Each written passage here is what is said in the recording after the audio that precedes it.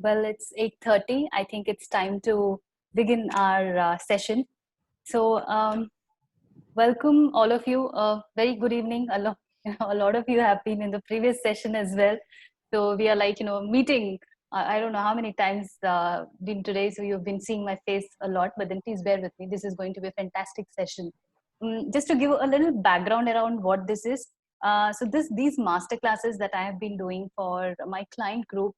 So this time I extended it for others in the other group as well, because this session is extremely special, because it's being taken up by a very special person. You will love him. I'm just telling you, you're going to love him.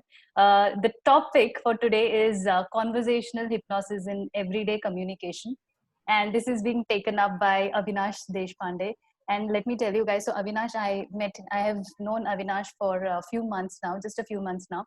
So we've been together in a program, and now that I think of it, I now it's dawned upon me that how Avinash has used conversational hypnosis on all of us, because all of us in the room, we immediately got connected with him. We built, we were able to build great rapport with him. So now it all comes to me. That's the secret behind he being the most loved person and most fun person. So we used to think, oh, he's so fun loving and all of that.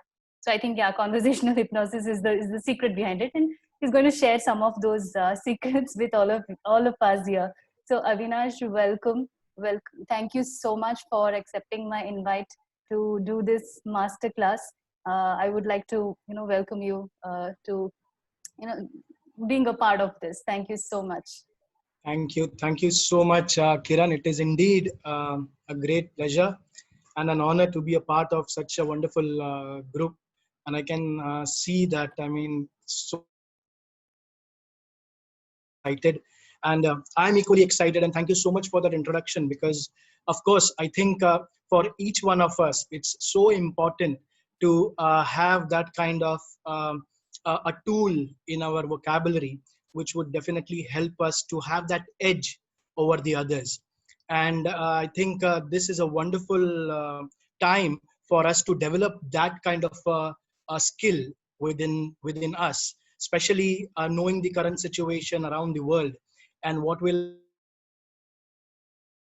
being unknown. I think this is a perfect timing. It couldn't have been better than this. So thank you again. Let me know when we should start, and I'm all set to go and share all those skills that you spoke about, everything that I know with your group here. Sure. So I'll just take like just about a minute or two to uh, share with the group about a little bit about you, and then I'll hand it over to you to add on more to that. I know you have so much already as part of your profile, your credentials. What I'm going to speak is going to be very less.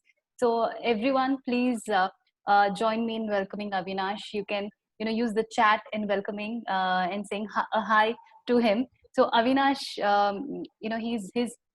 he's a global speaker. He's a ICF certified coach. He's an associate certified coach ACC.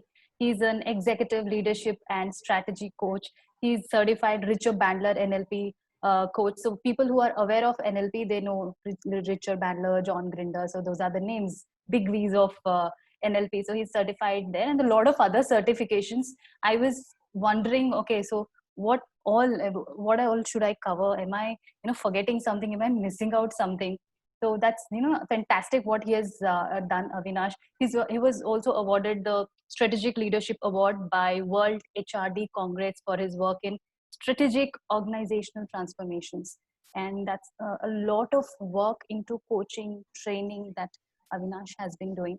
And it's a great privilege to have you with us once again, Avinash. May I request you to please add on, share a little bit more about the work that you have done.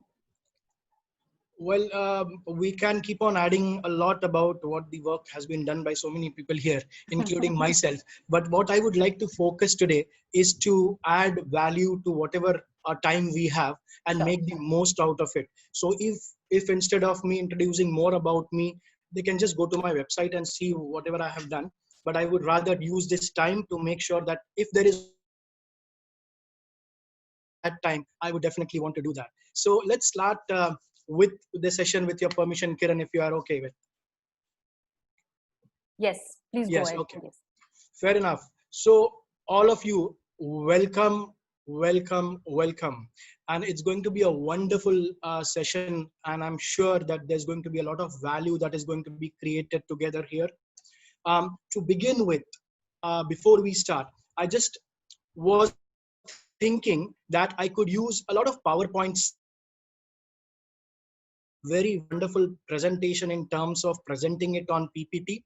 But then when I was trying to do that, I thought that, well, doesn't it defeat the purpose of having hypnotic conversations, isn't it?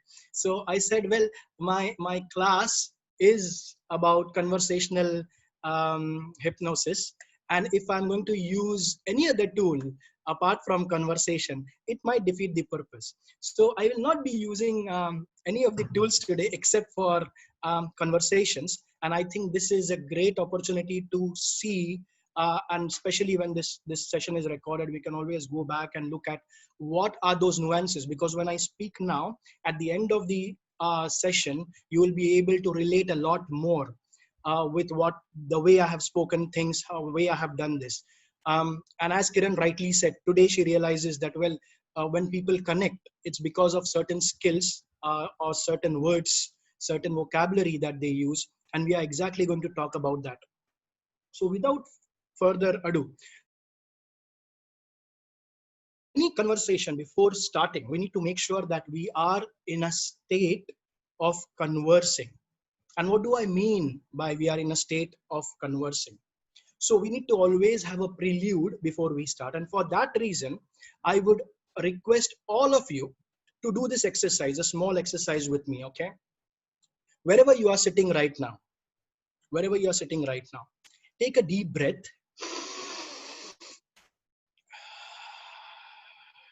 Okay. And what you need to do now is to make sure, consider all the things which are unwanted resources within you. For example, all your egos, all your negative self-talks, all your worries, everything else that is not required for this session. Okay, consider all of them, wrap it up in a big ball, take it up and put it on the side. Okay, and you might want to do this physically.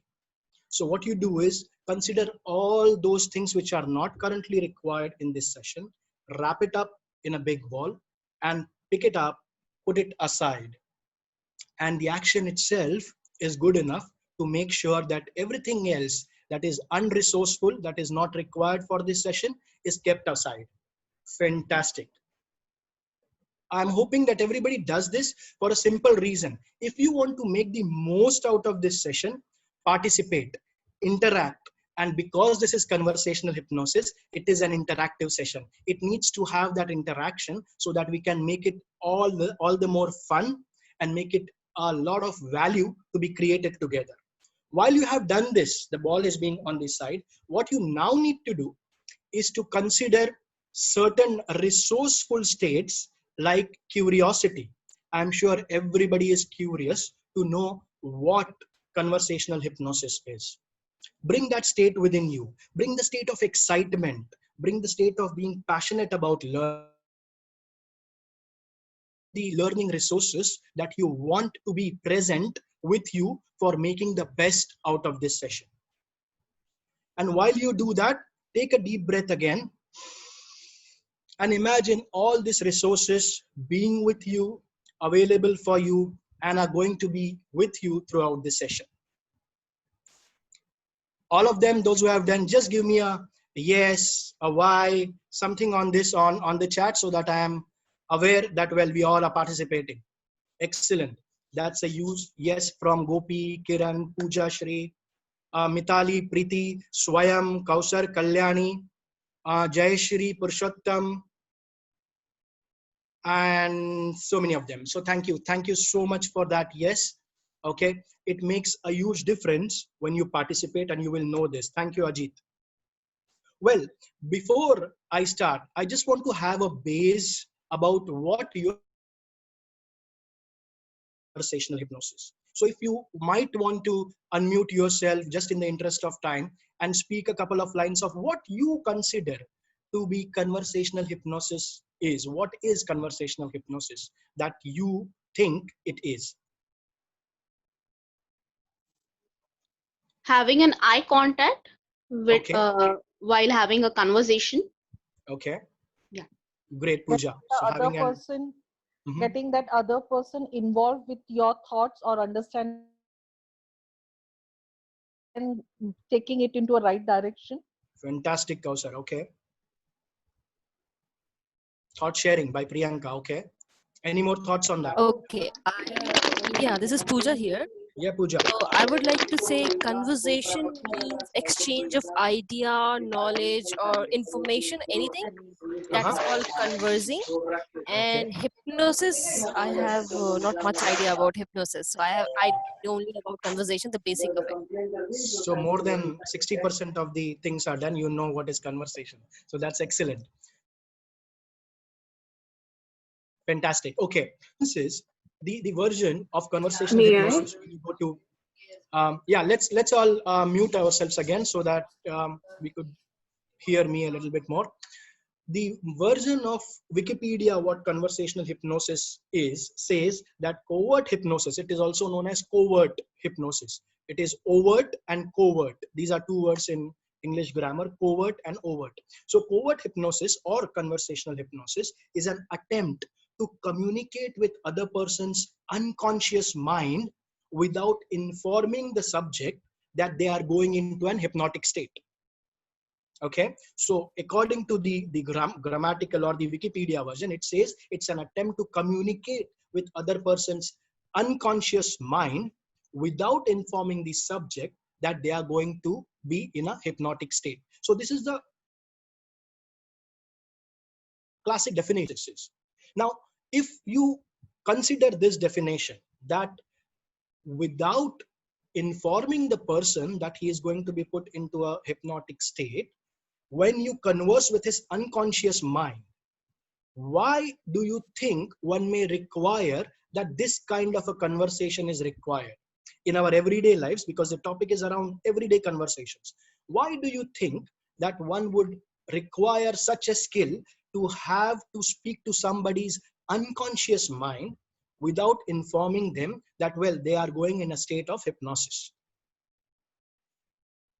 Under what circumstances will you think that this might be required? To change the I mindset of the other person. Yes, Kausar, to change the mindset, very, very important, to change the mindset of the other person. Okay. am Tina. Probably I'd like to make the decision in my favor, and while constantly focusing on a win-win situation, not only win-lose.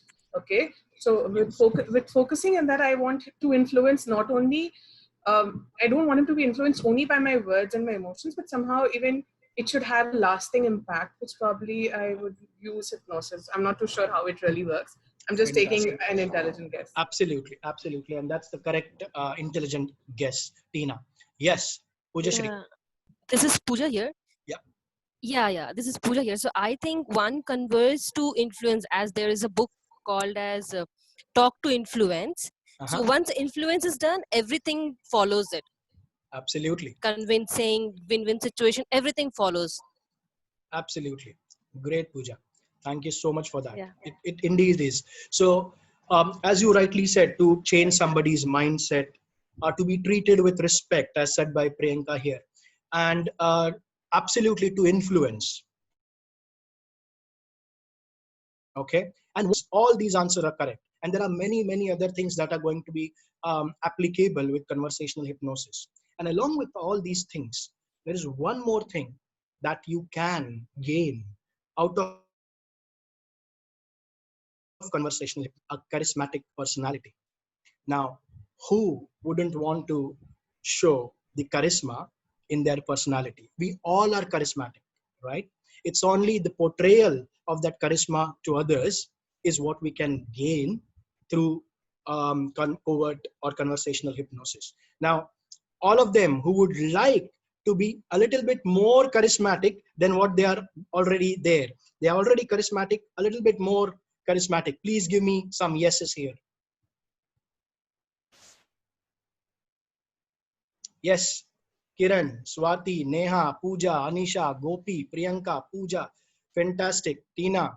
Excellent. Because what I'm going to do is I'm going to cover the next small module on the 5 ways that you can be naturally charismatic using conversational hypnosis. Excited? Yes. Okay. Great. So the first step to be charismatic is to make sure, as somebody rightly said earlier, to have an eye contact.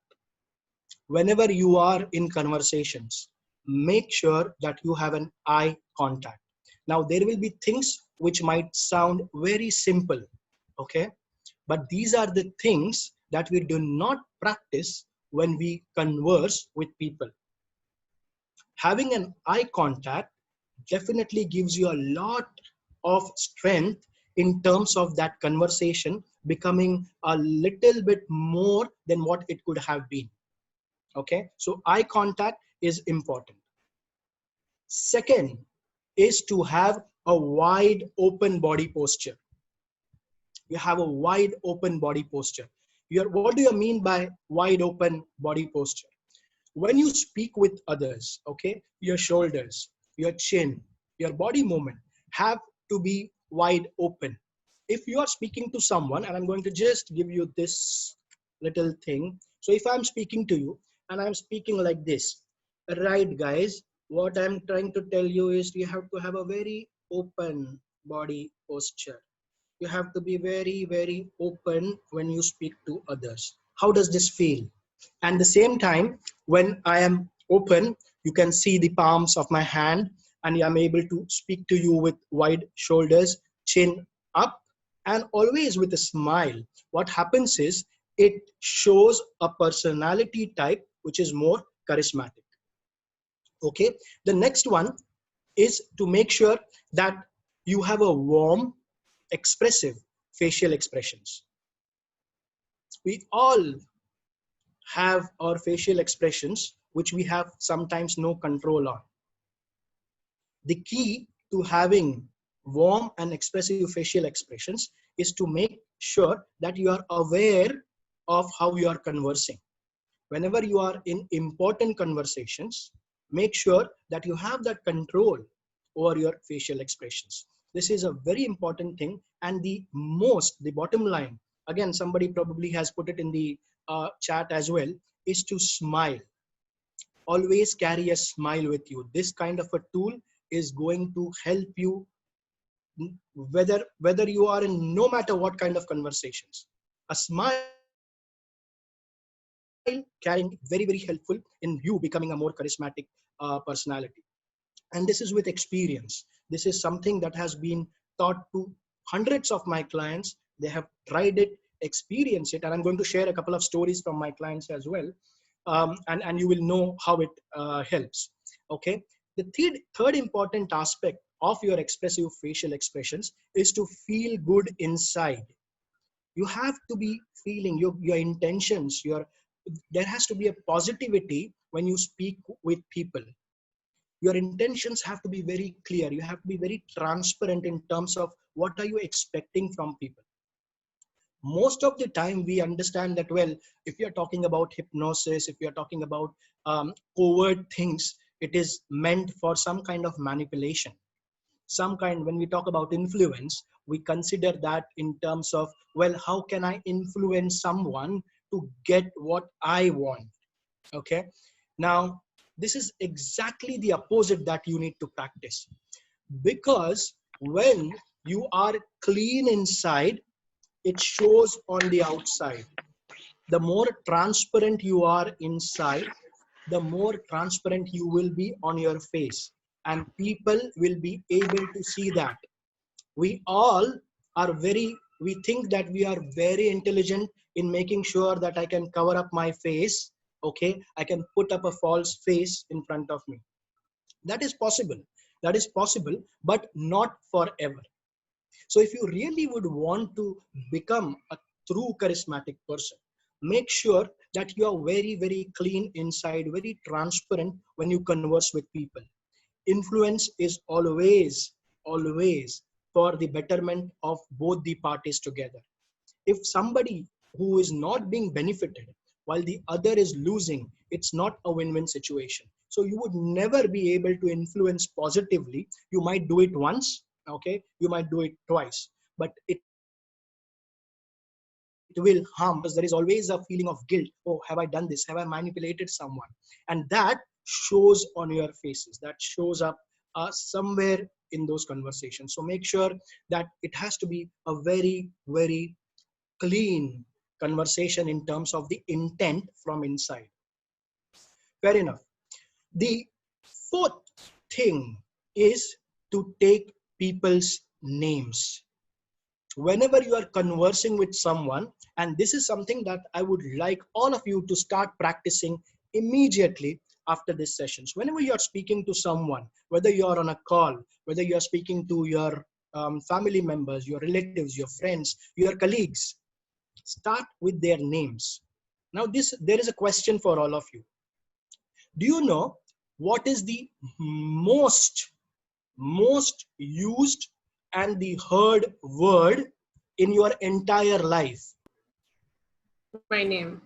Your name, exactly, right? So that is one word that you have heard for your entire lives. I mean, right from your birth to till date, you have been hearing this one word more than any of the other words in the entire English or your local language, whatever those are in the vocabulary. And that remains constant throughout, irrespective of the language barriers. That one word remains constant. Now imagine somebody who has heard this word for so many years. And when I call someone Kausar, Tina, Pooja, Kiran, what does that ring?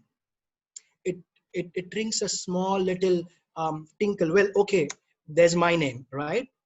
It just feels like that. And it will not be consciously. It is done unconsciously. It is subconscious level, which rings that bell inside. So whenever you are having a conversation, make sure that you first, if it is a first time conversation, remember names. Remember names. It is very important that you ask people their names. And the next good thing is that I live in Qatar here, and there are many people who are Arabic speaking. They are from different nationalities. They come from European countries. They come from French countries. And you know, some French names are really very tricky to pronounce. And it's a good thing is to go ahead and ask them their name. And the best thing is to ask them how they pronounce it. How they pronounce it. It is always better to make sure that you take your own responsibility and say, well, I understood, I'm going to pronounce it correctly. Rather, you go ahead and ask that person, can you please share, okay, so is it pronounced like this, right? And then repeat that name. It is a lot more considerate to do that, because the person will say, oh, well, you are taking so much of effort to make sure that you pronounce my name correctly. So saying a person's name is the next one. The fifth most important aspect of becoming a charismatic personality is to use some hypnotic power words. And now we are going to talk business, okay? What are those hypnotic power words? There are a lot of hypnotic power words that you may speak, but there are a few which again resonate with any person on this earth equally well. Okay, and the first word that I'm going to give you, and you might want to write this down because this is something that is going to help you for the coming future. Okay, the first word is imagine. Imagine. Now, when I say the word imagine, that you are going to have a wonderful experience after you have learned conversational hypnosis. Okay, when we started this session, I started with, well, imagine a ball and keep it aside. Imagine your state of minds, what you're going into, right? Imagine, it's a wonderful word. It's a fantastic word. It has an hypnotic kind of an impact, an effect on people when you speak. And this could be very, very generic conversations. You don't have to make a big hoo-ha out of, well, how will I use this? And as we move forward in the conversation, you will see this, that imagine is a very powerful hypnotic word. The second one is visualize. Visualize. So if I ask you, if you may want to close your eyes or with open eyes, visualize that charismatic personality when you're speaking to someone. Imagine how it feels. See what you see, hear what you hear, feel what you feel when you become that charismatic personality, right? It all these, it evokes those emotions within you. And these are the kind of words which are very, very powerful in evoking those emotions within a person. Third one, pretend. Pretend. An excellent example is to when we have a possibility of miscommunication, when there is a possibility of disagreement, okay, we use this word, and we will see how that's been used further. But pretend is an excellent example when you have situations which might not, which you anticipate that might not go well. And an example I'll give you. So if somebody comes to you situation, and somebody's saying, well, no, I'm not interested, I don't want to buy this, right? And what you might want to do is two options. One, say, well, he's just not interested, let me go out of there.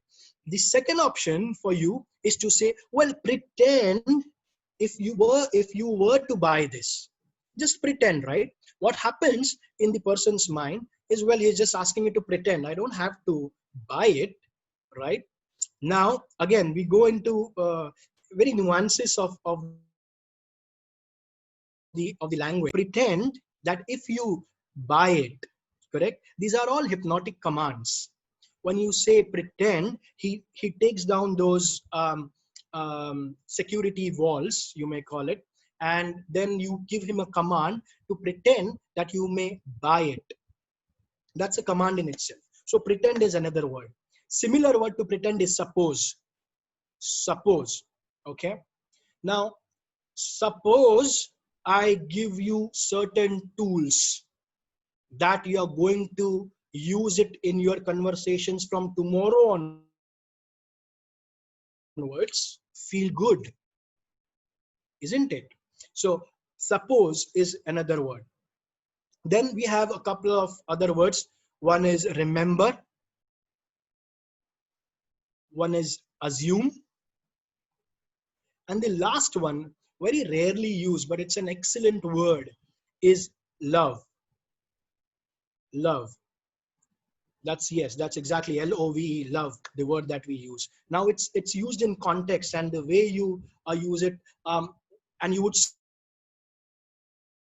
see this when I'm doing this session, I love doing it. And you could see that, and that is what, so you portray the passion through that word called love. So that is what these are some of the words that you would use in your everyday conversations. And just make sure that you put a note for this. And as an exercise that you might want, for each of the words, you might want to create sentences. Create sentences for yourself. All the sentences that I used are from my vocabulary. That's how it feels comfortable when I use it. You don't have to replicate somebody else. You'll have to come up with your own sentences. And conversational hypnosis works best when you make it your own. It's a thing of practice, but very, very minimal practice. You will see all the tools that I will share, that I have yet shared, and what I'm going to share are something which are very, very basic tools from everyday English language. And the same can be translated to your own languages and used in the similar way. So that does not have any lingual boundaries as such. Because the common communication language is English, we use this. But I have done this equally well in my local language, in a few other local languages where I have trained people and they have used it in their own languages. So it works across the globe. Let me tell you a story of a client who had come to me, and he had a very interesting case that she came to me one day and said, well, I'm interested in becoming a coachee. I want to take some NLP coaching lessons. And I said, well, fair enough, we can do that. Is it that you want to learn NLP, or is it something that you are, is there something more to it? Do you want to it for a specific reason? And she just sighed. You know what? This is a first session. I'm not sure if I should be telling you this, but I'm want to learn NLP because I have no friends. And that is what her concern was. She said, I want to learn NLP because I want to make more friends. And I was also a little bit surprised because it was just the first conversation. And she was so desperate to say, well, you know what? I have been missing having friends in life, and I would want to make friends. And I come to you with that kind of hope that, okay, NLP is going to help me just do that. And then I went ahead and looked into her eyes. And looking into her eyes, I took a deep breath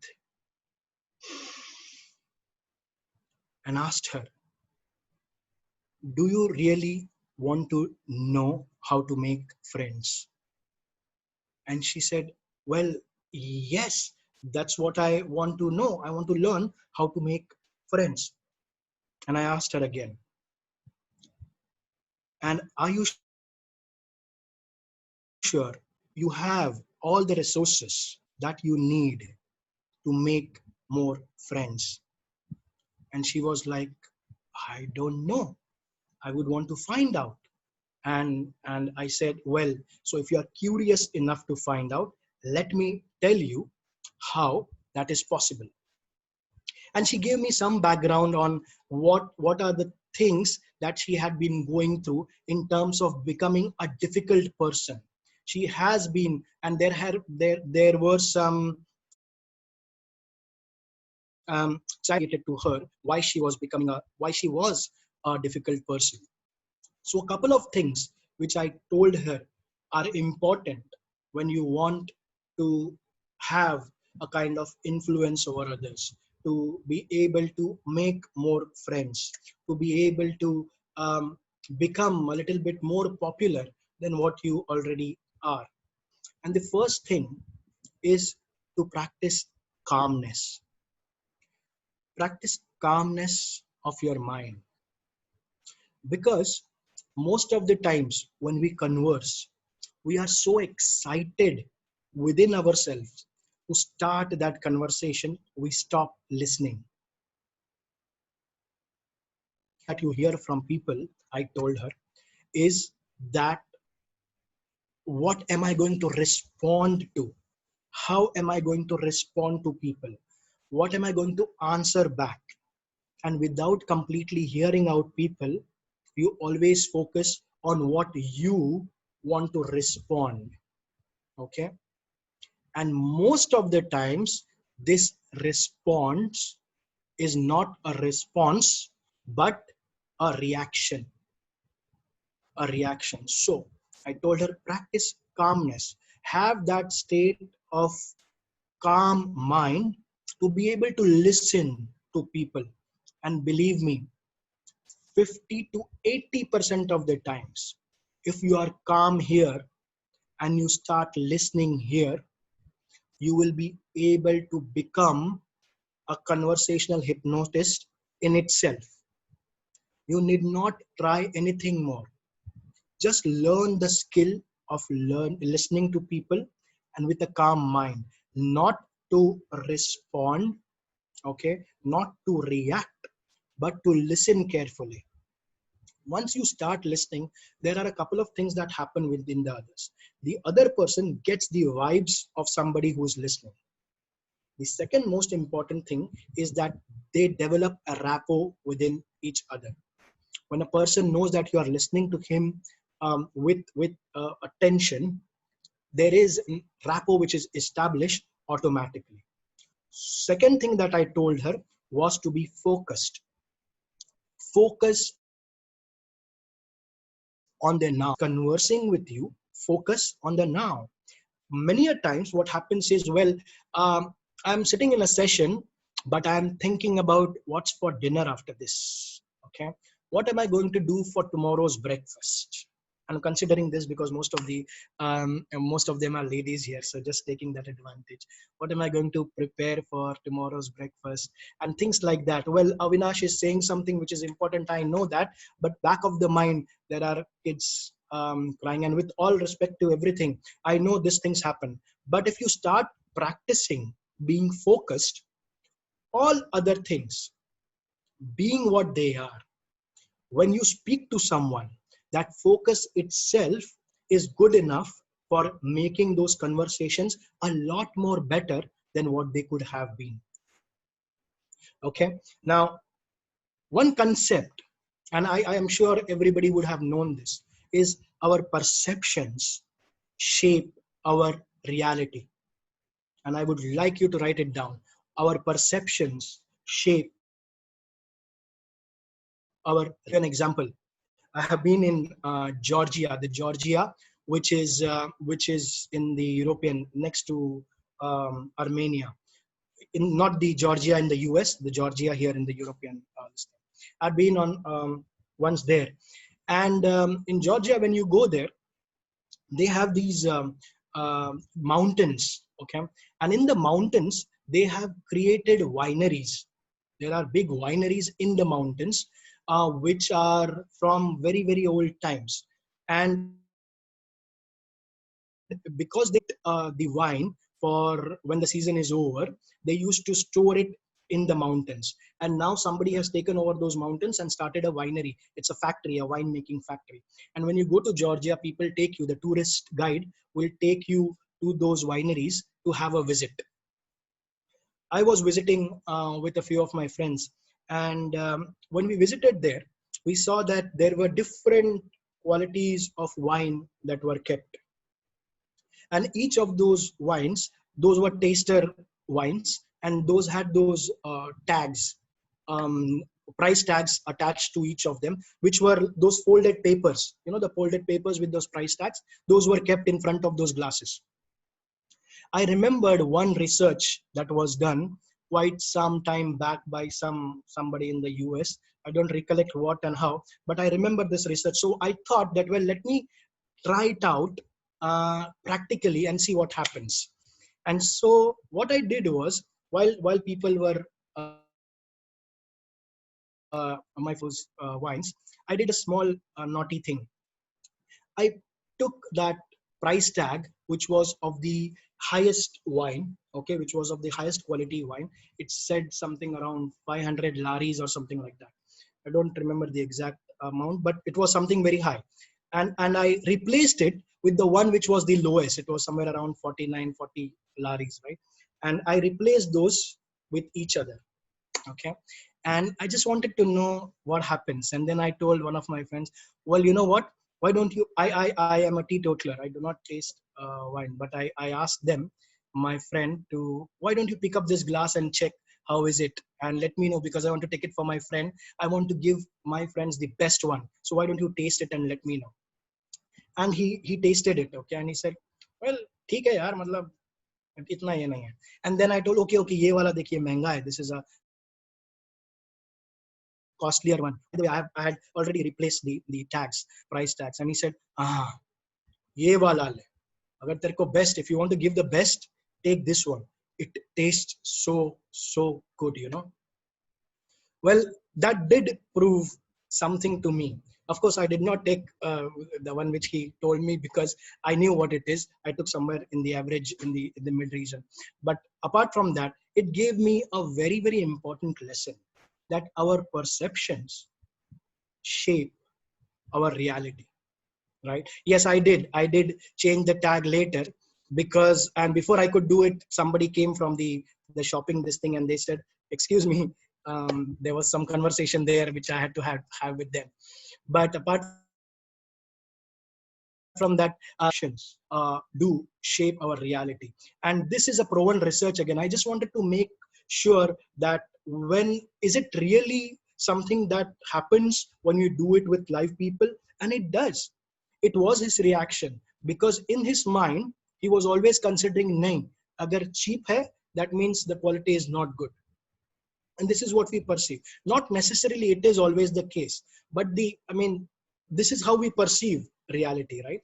So that's what is important. Our perception shape our next important aspect is called perception modeling. Okay, it is also known as perception molding. How do we mold the perceptions? And I'll give you an example. Perception molding is nothing but to create a favorable mindset. Okay, perception molding is to create a favorable mindset. Now, what do you mean by that? Have you seen ads on your television? What do the ads always start with? What does the ad start with? Whether it is of a shampoo, whether it is of soaps, perfumes, cars, what do they start with? Do they start with the product? Do they start with yeah? They start with the experience, the feeling, the positive outcome because of using the product. So you have so many people following you, you've become famous, you've become successful because of using our product. Absolutely, Tina. And that's perfectly said, because they start with that experience. They give you a perception of what that product will do for you. Okay. And that's when you go into that mindset. That's called creating that favorable mindset that you, yes, exactly. They start with one, storytelling. And storytelling is a powerful, if you start telling stories, believe me, you can become the most powerful conversationalist if you want to.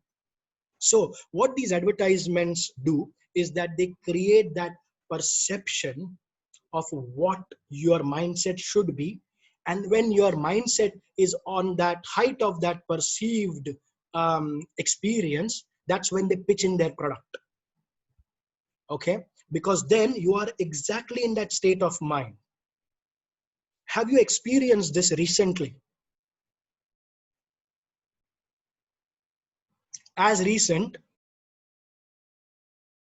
as a few minutes ago. What we started with is to go into a state of curiosity. When we started the session, we started with going into a state of curiosity. We started with going into a state of having all your learning resources available with you. Okay, that is how you start creating. First, you put people in a state where they are open to accepting what you are giving. First, you need to create a state in people where they are open in accepting what you are going to give them, whether it is words, whether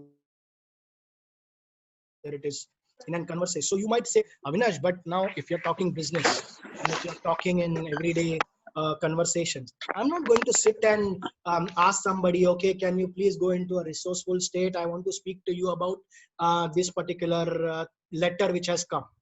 Okay, or I want to speak to you about an email which I did not like. Can you please go into a resourceful state? This is not practical, and I understand that. And there are ways to do that by putting in certain words, as we said earlier. And if you have noted, these are the words which could be used to put people in a state without having to go through the entire process. So, for example, if you are in a situation, in a corporate situation where you are to address your HR about some grievance, okay, what I would do is I would go and just tell him, now, dear HR director or whoever that ABC is, I would first do what? First, do what? Name. Absolutely, Pooja, you hit the nail on its head, right? You would first take that person's name. Dear Pooja. Okay, dear Pooja. Now imagine if your salary slip were to show 50% of the amount being reduced. How would you feel, Pooja? Okay, so I'm speaking to my HR director regarding a case where my salary shows X amount being deducted. So instead of going ahead and directly pouncing upon that HR director, oh, see, this is what has happened and blah blah blah, this is one way of doing it. You can always do, and you know what the results are, and you might start updating your CVs, for example, for looking out for other options. But anyways, that's one scenario. But the other scenario is to start with these words: imagine, suppose, pretend, right? All these words, when they come into your vocabulary, the person goes into a hypnotic state immediately. And you could try this. You might think, well, this is what Avinash is saying. You may try it. I have tried it. I have tried it on several occasions. I have tried it very seriously. I have tried it for making things easier for that person and for myself. I have tried it in everyday home conversations with my spouse, with my kids, everywhere. And it works all the time. And it works all the time. So take it for granted that this will work. Fair enough. Let's do an exercise, okay? Wherein I know a friend and I may call that person to come here in a couple of minutes. By the way, he is not that friendly. Okay, he might be a bit rude. He might be a bit rude, but not only rude, he can be sometimes a little bit arrogant. Please don't mind him because that is his personality. He's very unfriendly, but that's what his personality is. So please cope up with him. I'm going to get that person right now. Okay. Are you all okay with this? Say, give me a yes. Yes, yes, yes, yes, yes. Okay. Fair enough. For all those who have given me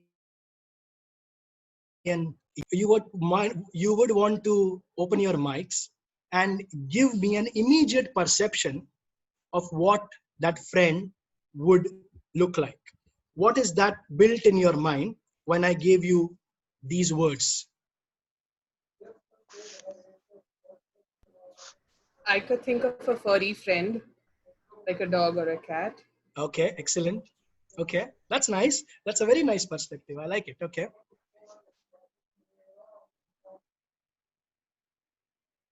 Go ahead. So what was their perception? Yeah, who would look like a little bit rude? Jayashri, you would want to just elaborate a little bit more on that.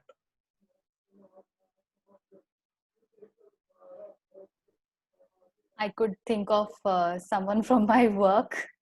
Okay, exactly. Someone from my business, one of the business leads and all. So who was very irritating, by the way. So I could Okay, imagine him. fantastic. Okay, great. What happens is sad inside who's trouble inside. Exactly, and that's in perception, Neha. That's in perception. So what happens is the point that, of course, there's nobody coming in. So sorry for disappointing you. That I'm going to be with you for the next few more minutes. So the idea is that whenever you come across certain words, okay, and you associate them with personalities, you tend to have a kind of picture made in front of you. Do you remember when we were young? Okay, I mean, when kids, we are still young. It's just when we were kids. The neighbors, there is one that auntie whom mom used to always say, well, now she will come and then we will have this. Now she's going to sit here and have a lot of waste a lot of time, right? Somebody on those lines, or some of your relatives. Oh my God, I just can't imagine. Now he is calling. Now next half an hour is gone, for example. All those kind of personalities, right? Or as Kiran rightly said, somebody from your corporate world, somebody from the office whom you always know, well, that is a pain in a part of the body. So These are some kind of those personalities, right? And vice versa, what we did at the beginning. And this is something that I would like you all to practice. Whenever you are being introduced, make sure that, of course, if you can introduce yourself, fantastic. Have that elevator pitch that we have, and we all know about elevator pitch that is ready for you. But if there is an possibility, have somebody else introduce you, whether it is in forums, whether it is in meetings or otherwise. What happens is, again, exactly the opposite of what happened now. Now, if I were to tell you, I was just joking. The friend who's going to come now is a fantastic personality. He's so humorous. He's so amazingly friendly. And by the way, he's an expert in what he does. Okay. And I'm going to bring him now. Imagine what happens. There is a prototype that is built in your mind which says, well, I would associate somewhere, because everything comes from our memories, by the way. So all these word associations are from our memories. So whenever, as Kiran rightly said, that when somebody says a particular word, it goes back into the memory bank and picks out that particular personality. And then when you hear one more word, it associates some other personality and makes a blend of that personalities which stands in front of you. So this is what happens. So whenever possible, if you have someone with you to introduce, use them and give them a brief that this is what I'm going to this is what I'm going to speak about. For example, this is what I'm going to attend a meeting for. If you may want to introduce me, it is always better to do that. Okay, it gives the people a perception of what is being built around. Of course, make sure the credentials, make sure that whatever you information that you give is very, very genuine. That is the bottom line. It has to be very, very genuine, for a simple reason that your effectiveness is associated with the trust. The moment somebody comes to know, well, he has just put in something which has no stuff inside, the trust may break. So you have to be very, very careful when you ask, because it is somebody else who is going to introduce you. So the onus has to be on somebody else. So make sure that it is very, very genuine, and whatever information is portrayed is a real information, and you see the impact. You remember in olden days, we used to have the king come in, and there were those with drummers who used to go in front of the king, a mile in ahead of the king, saying that they used to shout, Rajadiraj Maharaj, so and so Padhar Rahe Hain. You remember that? So that is exactly what I mean. I think our mythology, our scriptures have a lot of NLP stored in them, a lot of conversational hypnosis stored in them. And probably even if we read those, we will find out all those elements that were so true, that were so relevant. And over a period of time, we have just missed it. And we wanted somebody like Richard and John to come up with something and say, well, this is NLP. But I believe that everything is something that we already have within ourselves, right from the time we were born. When we were a kid, we did not know any language. When we were born, there was no language. There was no understanding. There was nothing that we learned. However, we survived that phase equally well by asking for food when we wanted, by knowing, by crying when we wanted to, when people to know that we are uncomfortable. Okay, all those things that have happened when we were a kid, when we knew nothing, that is all NLP, believe me. These are all conversational skills, and we know that as a part of our genes. It's only that when you explore it further, when somebody says, well, this is how you can use it, right? It all comes into light. And it becomes a fantastic experience when you start using it right from the day you have learned it. This is nothing technical. This is very, very pure lingual everyday conversations to make it more easy. I'm in the interest of time, I'll move up further and give you a formula. It's called a formula, a technique for conversational hypnosis. How do we come up with a formula so that you remember that whenever I have to converse, these are some of the things that I have to do. The first thing that you have to do, the first thing is, and it's very, very important, it's the core of conversational hypnosis or any conversations for that matter, is setting up an intent.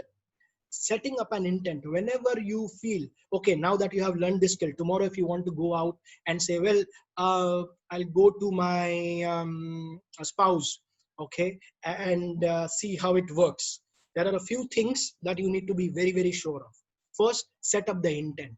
What is it that you want to get out of this conversation? That has to be very, very clear. If that is not clear, you will not be able to know whether you have got it or not. Very simple, right? If you do not know the goal, I mean, wherever you hit, it's going to go haywire. It does not matter. But if you know that this is my goal post, you hit it right in the center, you know it's a goal. So setting up an intent is the first and important aspect of any conversation. Set up an intent. The next one is attention. Grab the attention of the person. Grab the attention of the person. And now this can be done through multiple ways. It could be, and we use, it starts from shuk, for example. It could be your movement of the hand, your touch of the on the shoulder. It could be anything, but make sure that the person is paying attention to you. Paying attention to you. Attention is very important. That's the second aspect. Okay. Then the idea is to bring the guards down. Bring the guards down. By bringing the guards down, people historically, right from the time we were in the evolution stage, when we were kind of monkeys, right?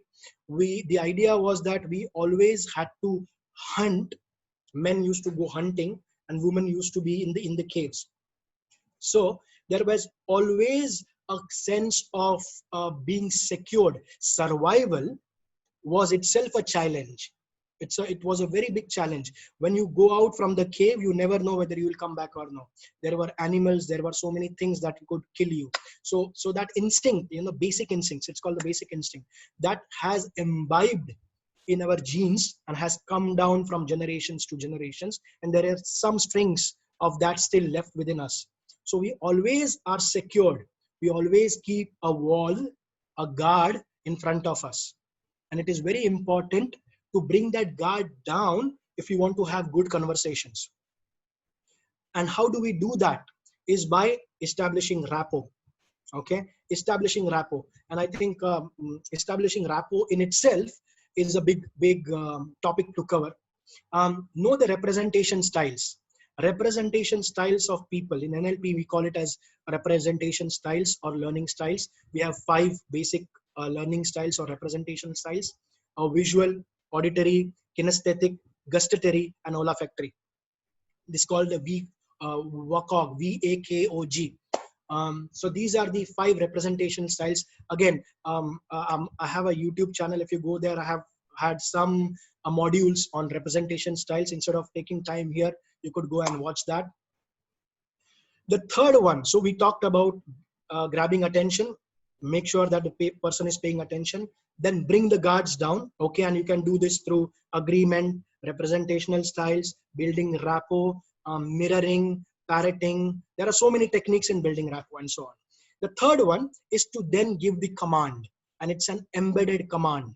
And we will talk about what an embedded command is. An embedded command is something where you build a sentence, okay?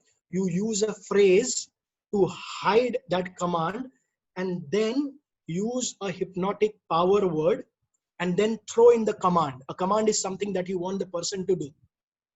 Okay, period. It has to be purely in action verbs, which says that, well, if you want someone to do something, that becomes the command. And I'll give you an example. So you start within the third option, which says command, embedded command. There are 3.A. You start with the phrase to hide the command. When you use this in sentences, you start with the phrase to hide the command. And what are those phrases? For example, when you, okay, write this down, when you. So what do I mean by when you? Use in your sentences. So when you imagine that you are learning this subconsciously, you will also know that tomorrow when you start conversing, all these things which you have learned will come up automatically. What did I do just now? First, the phrase, okay, when you, then the hypnotic power word. When you imagine that whatever I am teaching you today, or whatever I am saying today, this is going to go into your subconscious, okay? Go into your subconscious, and tomorrow you will start using it in your everyday conversations. Start using it. What we have done here is there is an embedded command which is already there, and these are very, very normal conversations. So if I am going to tell you, so see, when you imagine that if you are able to use this from tomorrow onwards, will it not feel good? This is a very normal sentence, correct? But this comes along with a lot of practice. Once you know what is the formation of the sentence, you can then change as many as you like. I'll give you an example. You can start conversing, or you can start noticing that these words are already a part of your vocabulary once you finish this session. Okay? Very, very simple. A phrase to hide it, then you use a particular hypnotic power word, and then you have the end state, whatever that desired state is for that person. So the more you start using this hypnotic conversations, or the more you start using these hypnotic words, the more you will find yourself being confident using this vocabulary. Okay, the more. This is another way of using it.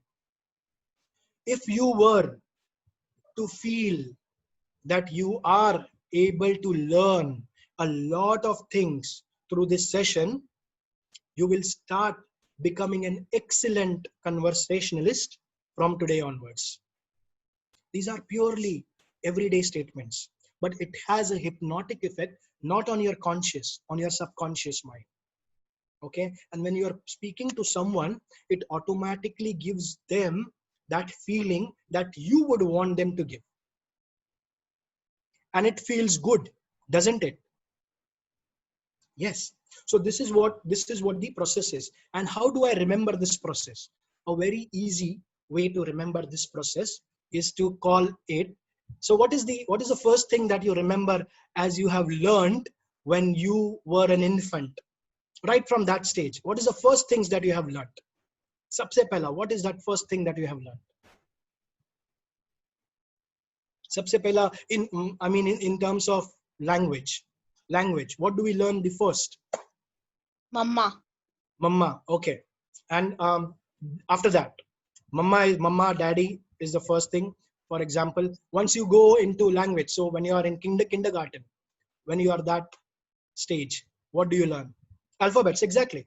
Alphabets. And what are those alphabets to start with? A, B, C. Okay.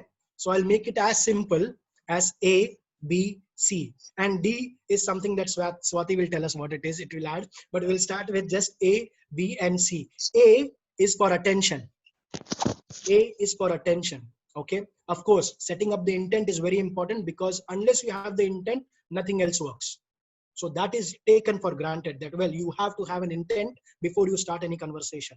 Then A is for grabbing attention. B is for bringing down the guards. B is for bringing down the guards. And C is for command. You have to have an embedded command. If you use this process in your conversations from tomorrow onwards, believe me, you will have a lot more success rate in having successful conversations. Okay. And when I say lot more, it need not be 100% of the times. That's not the intent. You cannot be perfect at everything or every time. Even today, I've been practicing this for say around 6, 7, 8, 10 years now. Okay. Even today, when I set up an intent, the idea is to reach to that goal almost all the time.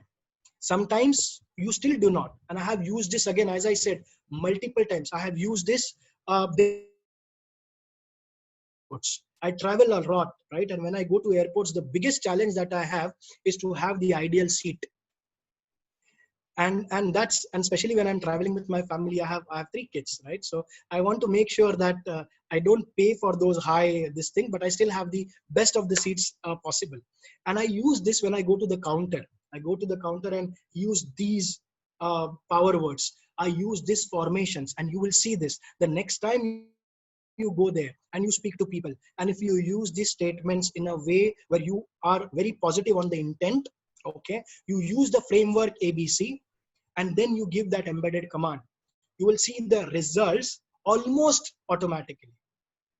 It might take a couple of uh, what do we say, attempts to reach that level, but again, be very positive in the intent that this is what it happens. It happens. If it doesn't, there is always another try. So always be positive when you are doing this. Practice makes the man and the woman perfect. So that is what you will have to try. Now, just while we are coming towards the end of this session, there is one important thing that I would like to for you to have it as a takeaway. Because of the time constraint, we have to move fast, so we are not able to practice it. But what I would advise is that these things have to be practiced. Practice by writing it down. Put down the sentences in your own vocabulary. It is very important that you use your own vocabulary, because then it will come out naturally. The moment you read it from somewhere or use somebody else's, there is a hitch, there is something which holds you back, and it defeats the confidence level. It automatically comes down. The confidence level comes down, because then you are thinking, now A, B, C. Now I'm going to think of the command, or no, I'm going to think about the power word. Ek minute. And you go into that zone, right? You don't have to. Let it come out. Let it come out automatically, and it will come out automatically. The way we have framed this, the way the entire session is being held, itself has a humongous impact on your subconscious. So there will be things which have seeped down to the subconscious level, and it will come out automatically when you speak the next time. Okay, so five phrases that you can start using in different contexts almost immediately. Okay, and the first phrase is when you use, because you reminded me of the airports and the gatekeepers. This is used with whenever you come across somebody who is a entry level, who is at a level, and you want to cross those levels. Okay, this could be used then. It could be used for someone wherein you have rules. Okay, somebody is saying, no, these are rules, and you want to make an exception. And what is the phrase that you have to use is, have an exception. Have you ever made an exception? This is the first phrase usually used whenever there is so I use this basically if I have to cross. And when I was in Bombay, I used to be in Bombay, and when during the holidays I used to go to Bombay, and we used to go to disco bars, right? And those are bartenders there, and they usually wouldn't let you in. And that's when I have my few friends who would provoke me to say, well, bhai, tu to NLP practitioner hai na, ab dikhana kya kar sakta. Is always the case, right? And I myself have to want to see whether it could work or not. So when we used to go there, this was the conversation. It could be used in Hindi, English, whatever. The idea is to say, have you ever made an exception? Okay. And the bartender or the bar or whatever that, who is that guy? The doorkeeper, he would say, no, it will not happen, right? The next follow-up question is, would it be possible to make an exception? Bouncer, yes, that's the word. The bouncer. Would it be possible to make an exception only for this time? Okay. Would it be possible to make an exception only for this time. So that is a follow-up question that you use. Have you ever made an exception, and would it be possible to make an exception only for this time? The next one is wherein you have a potential non-agreement coming in, okay, and it could be usually in business scenarios, wherein you are with a client and he says that, well, this is not, especially for LIC agents, or insurance agents, if you are any of those, or a salesperson, people would always start with a no. They would disagree, okay, and you tend to say, well, no, I'll tell you something more, okay, and this is how you start. Or you say, no, wait, let me tell you more about this, and you start becoming pushy. Instead of that, there is one sentence or one phrase that you might want to use. If I were in your position, I would feel the same. If I were in your position, I would feel the same. Okay, in most of these sentences you will see that there is an embedded command. The skill of using the embedded command is to just have that a microsecond pause before you give the command. Okay, so if I were in this position, I would feel the same. So feel the same is usually the command. So this is what happens, right? So that is a microsecond gap before you give commands. That is another skill that you will develop over a period of time. Not too many things together. So we'll take one thing at a time. We'll just learn the phrases as of today.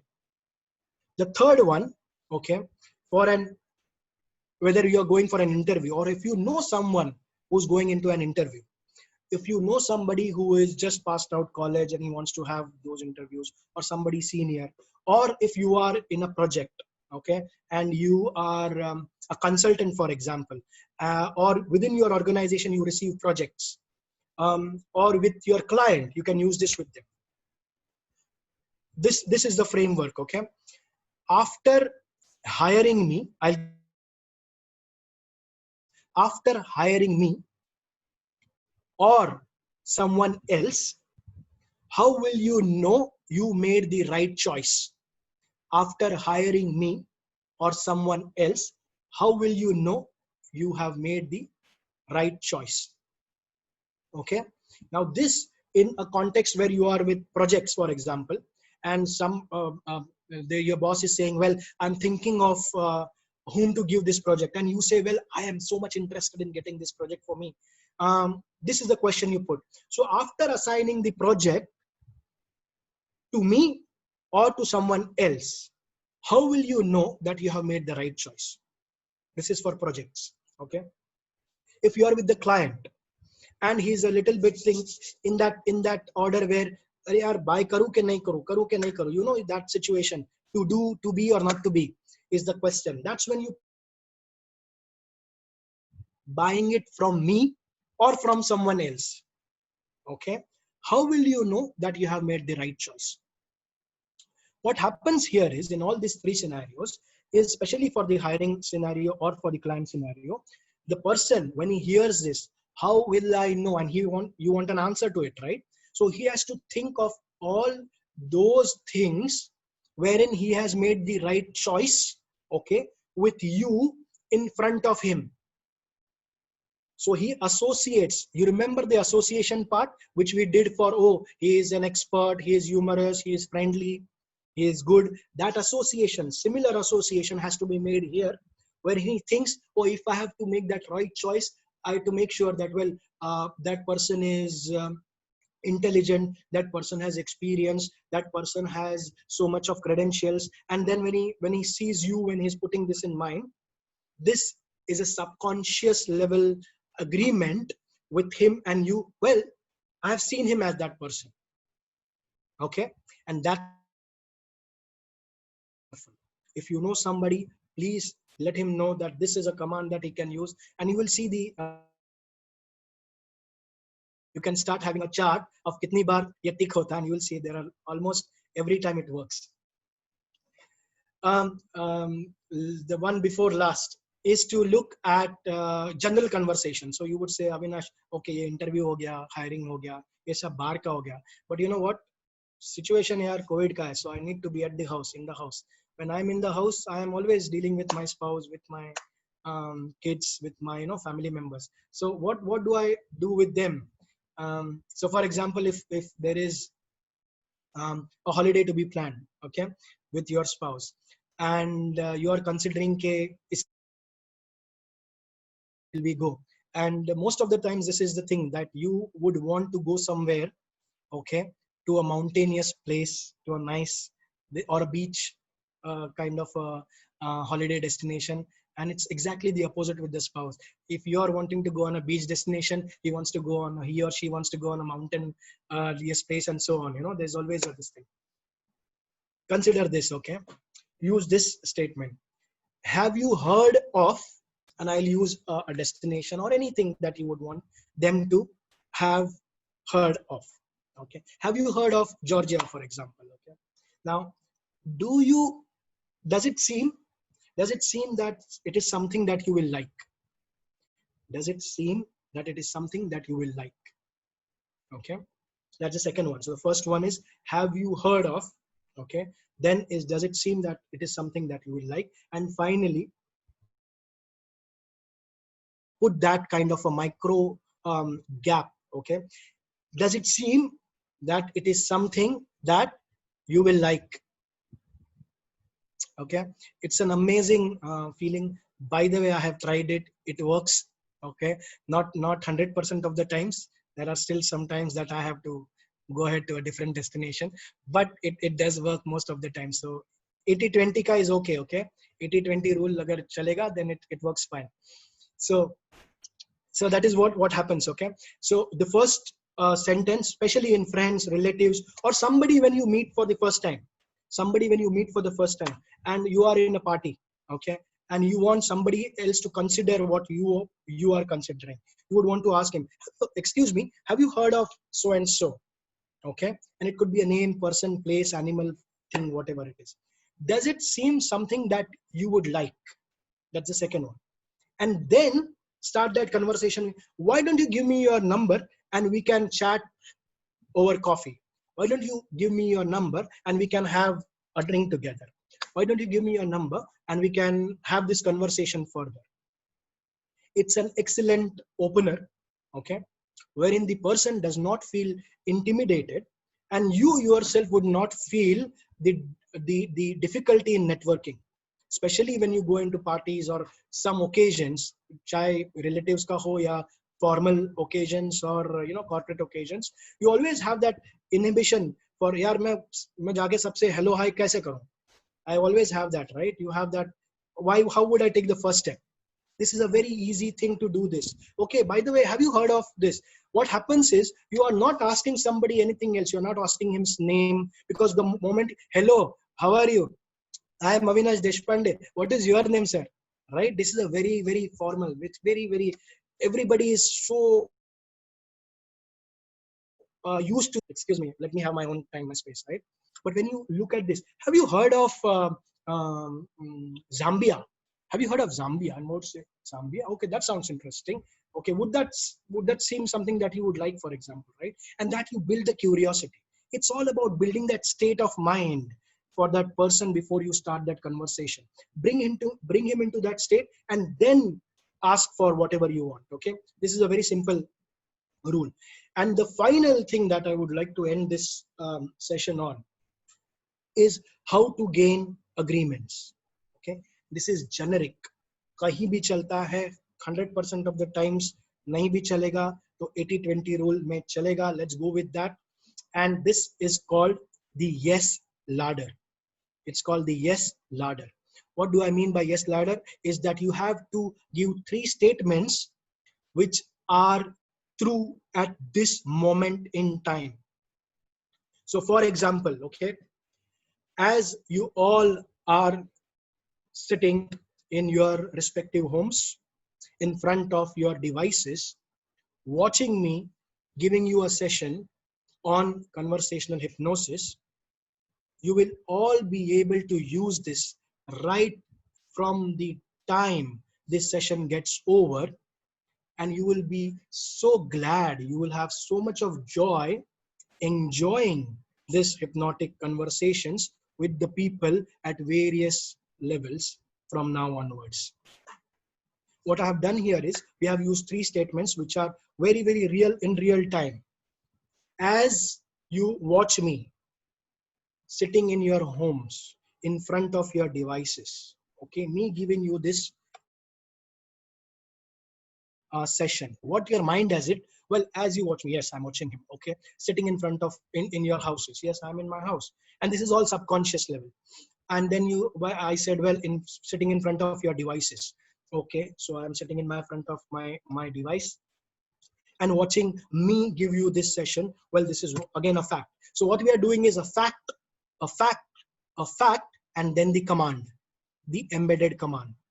The embedded command here was that, okay, once you do all this, you will be able to enjoy using conversational hypnosis in your everyday lives.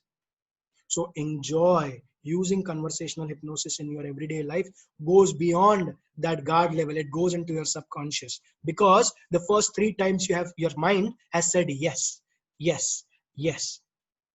Okay, this is a very, very, very powerful tool. So if others have that 80% ka average, this has 90-95% ka average. And by the way, I'll tell you a very, very secret thing. Okay, please don't share it with on social media. This is between you and me only. I was 4 or 5 years before, I had a situation where I said, well, now it's the time to get an appraisal, to get an increment in my salary, and something that I wanted for quite some time. And I said, well, now this is the time, let me see. And the first thing, that's when this particular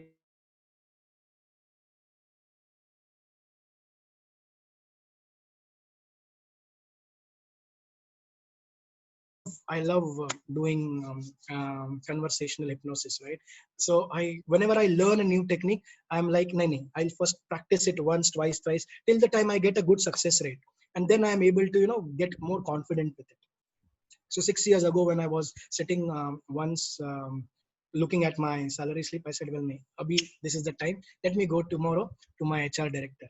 And I went to her and did the same thing, took her name and started with that. You know what? And I don't remember the exact lines, but I used 3 statements which said, well, this is where we are sitting and so on, whatever that conversation was. And the embedded command was that, so you will consider an increment for me. Okay, this was that embedded command. And it was during those November, December time when the appraisals are due and so on. And I left it at that. I left it at that before. So I did not, itna uspe socha nahi. I then left it because it was a new skill that I have learned. I said, I'll put the command and move from there. And believe me that during that year, I did receive a significant, not an appraisal, it was a promotion. It was a promotion. And this could be used in your daily lives. You have to try it. These are 3 yes sets, okay? And then you end with an embedded command. And you know what? The bonus, when you see a post office ka envelope, and then you see a red seal, which will make sure कि नहीं ये तो seal हो गया है, is called the yes tag. It's called the yes tag. It's a very, very interesting term. So whenever you use sentences, commands, always end up with yes tags. What are yes tags? Yes tags are statements with a question mark. So now the entire session is coming to an end, but I'm sure that this was a very, very, very interesting and valuable session. Wasn't it? Wasn't it? Wasn't it is a yes tag. Indeed, yes. So what happens is when you use these yes tags, the person goes into a frame of mind of saying, yes, it was.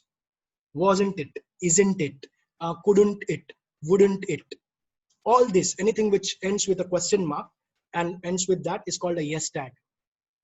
Again, I have a one session, a module on conversational hypnosis on my YouTube channel, and I've done the analysis of the visual representational systems and the use of yes tags, use of so many skills there and techniques there. You might want to have a look at that as well, which will be helpful. In the interest of time, I think I have already exceeded the time levels. I'm sorry for that, because once I start conversing, it's difficult for me to control myself in terms of getting down on that excitement levels. So Kiran, I'm sorry for that, but I think we are going to reach the end of the things that I had to cover.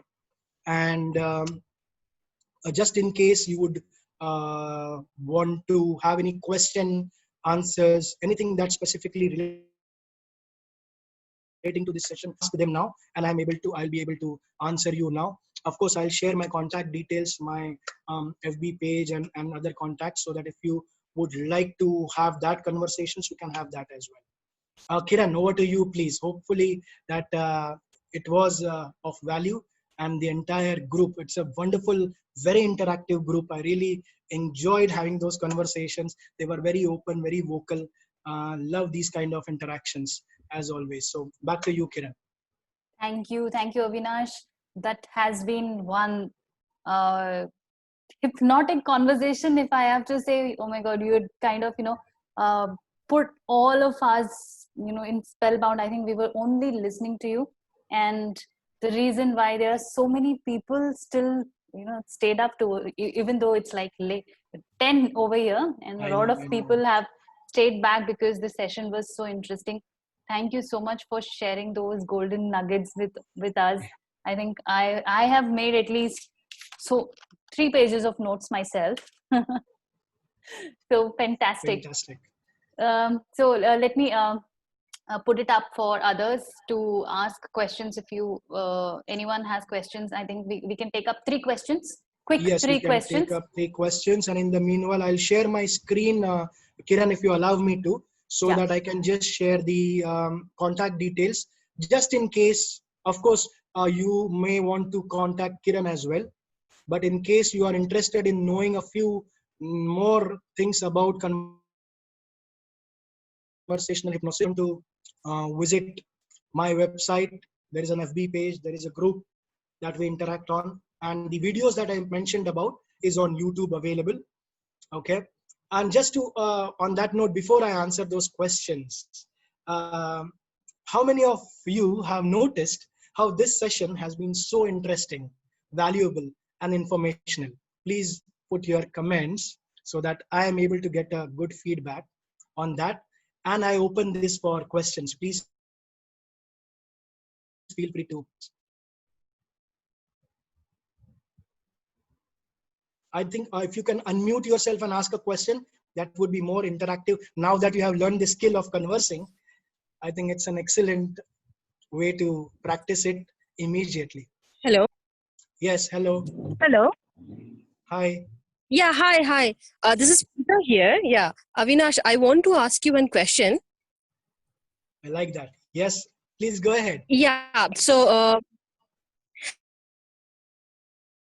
how to take in favor of ourselves a bad conversation or a official or professional escalation?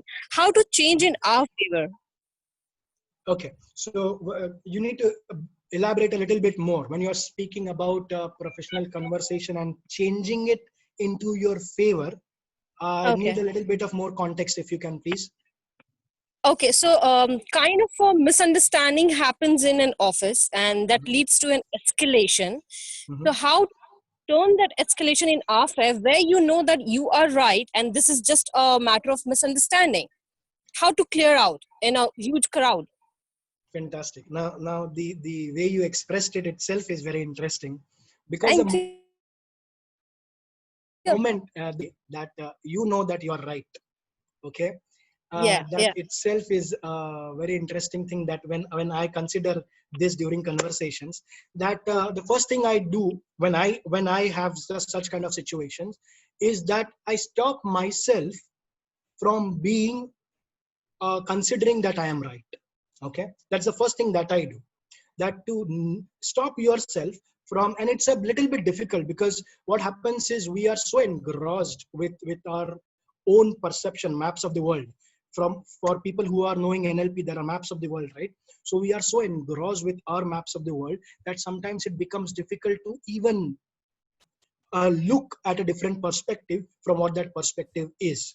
So the first thing that I do, and it has helped me a lot. So if you were to consider this, I'm in a situation where it has been, and however importantly I may know that I am right, I would take that consideration and keep it aside for a moment. जावा दे वरा जावा दे मारी mummy तो बोल से जावा दे पर हमारे ना जावा दे. Okay, may I request everyone to please keep yourselves on mute? So you take that, okay, and keep it aside for a moment, and then you put yourself in, and there is an entire process for this, okay, wherein you put yourself in the other person's shoes to understand his say, well, Avinash, this is an escalation, okay, this sometimes it becomes so difficult that you are not in a position to do all this, and this is exactly what makes a difference. Because if you follow the herd and say, well, it is not possible, okay, I am right and I'm going with that frame, it locks. There is a gridlock. You're not opening that gridlock. The moment you say, well, I know I am right, let me keep this consideration aside for a moment and look at it from a different perspective, what you do is you open up that for a negotiation. And it is very interesting to do that because we are not used to it. We are very engrossed in the nitty-gritties of yaar usne kya bola, ye kaise hua, and you know those small little things. Look at a bigger perspective. Just go ahead and say, well, very simple. I know I am right, but I am putting this aside for a moment. Let me look at it from a different perspective.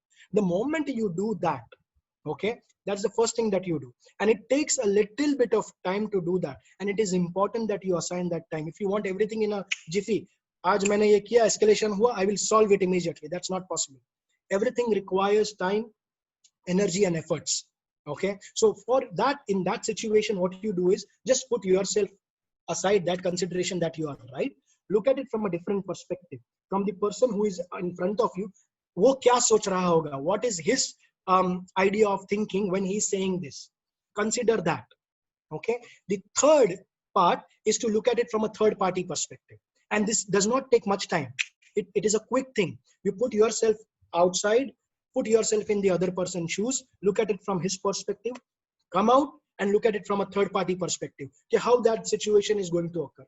When we do this, and it can be done for any of the situations, when you are confused, when you are in trouble, when you feel there is an escalation, when you feel there is something that is a decision to be made, these are the things that you can use. First, put your perspective on a separate note, go into the other person's shoes, look at it from that perspective, come out of that perspective, look at it from a third party, where you see yourself and that person in that conversation, and what you are seeing.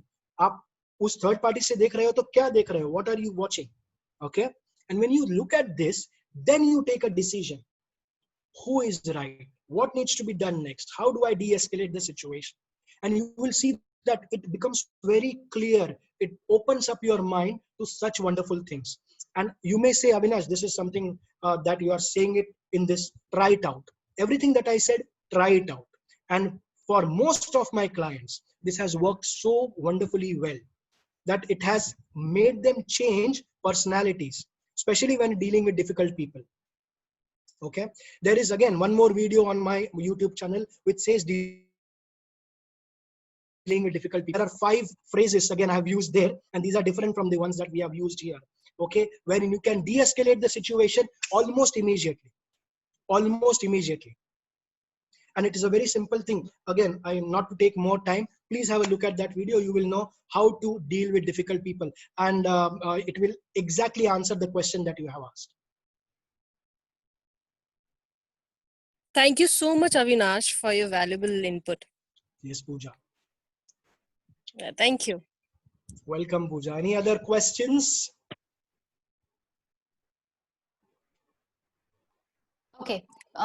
So, well, what we can do here is, people, if any of you have any questions, you can either reach out to Avinash directly. He's also shared his contact details with all of you, or you can pass it on to me, and I will reach out to Avinash, and I'll be that connection.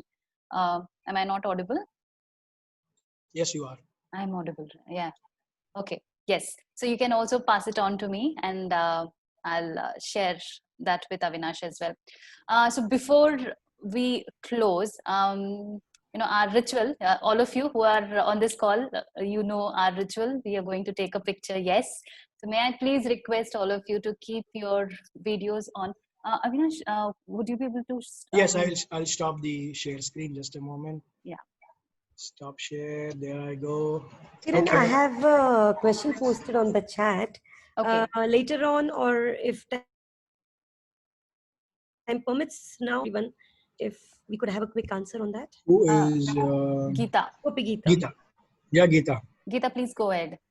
I've posted already, so maybe you can read and you could get a. Geeta, there are 99 plus sorry. things. Okay, So I've you can asked please. is. Okay, I've asked is power words and tools in conversational hypnosis, which can be used effectively, especially when we want to give instructions to children or teenagers or students or team members, without Yes. them getting disruptive. Yes. So the one that we talked about, the yes tags, Geeta, the yes tags.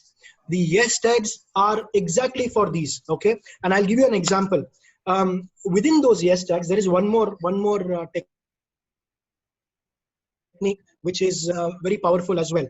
Now that technique, when you use it with yes tag, so for example, it is called double binds. Okay, that technique is called double binds. And what do I mean by double binds? When you're speaking to children, when you're speaking to teenagers, when you're speaking to students, what you do is you use a language, sentence, wherein you say two options. You give people two options, and both the options are in your favor. What do I mean by that? I will give you in a moment. So for example, if I have my kid, okay, and he is not doing his homework, the one option is to go ahead and say, you know what, please go and do your homework, Shivam, and go and do that, and then there will be no, not now, and those nataks happen. The other option is to ask them this, okay, and consider this. Will you be doing your homework after you play, or will you be doing before you go to play? Okay. Will you be doing your homework after you come back from playing, or will you be completing your homework and then go to play? What does happen now? What are the kids' options? That, okay, they can do the homework after they come, they can do it before they come. The only two options that you have given, and usually they would select the other one, okay, after that, which is fine. At least you have got an agreement from them that, well, they are, so you are considering at the bottom that they are going to do the homework, isn't it? Bhi mera, pat bhi mera. Exactly. And this is exactly how you frame these sentences from children, teenagers, students, team members. It works fantastically well. And you know what?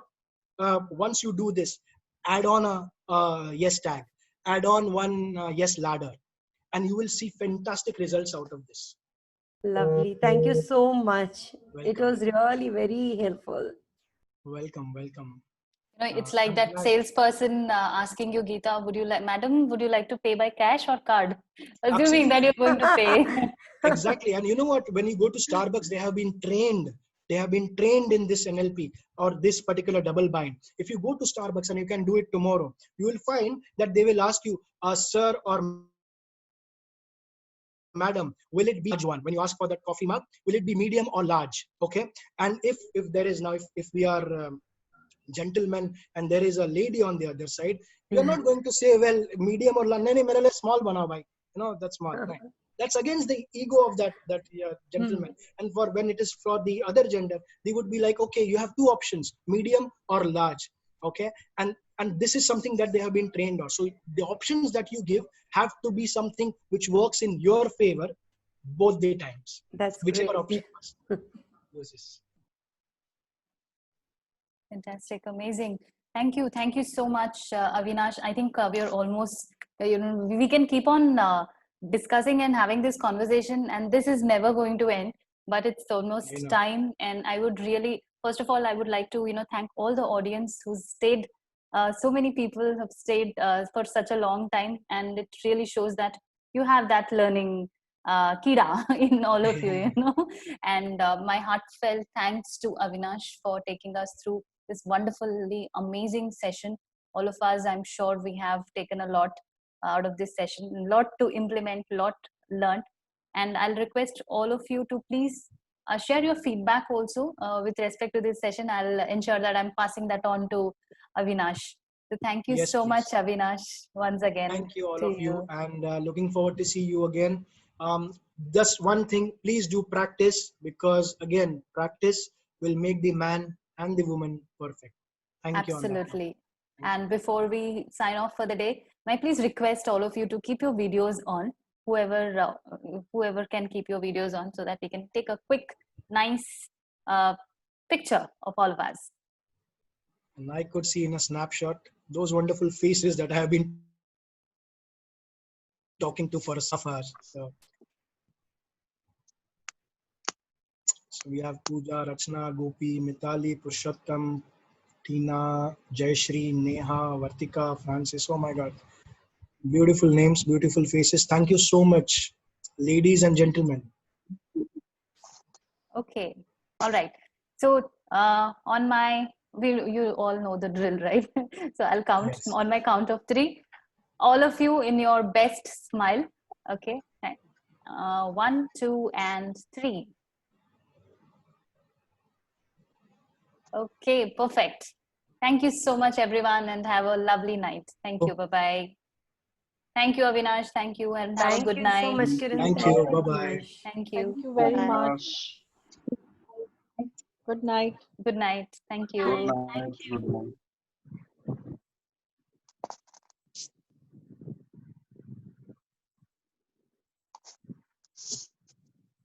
night.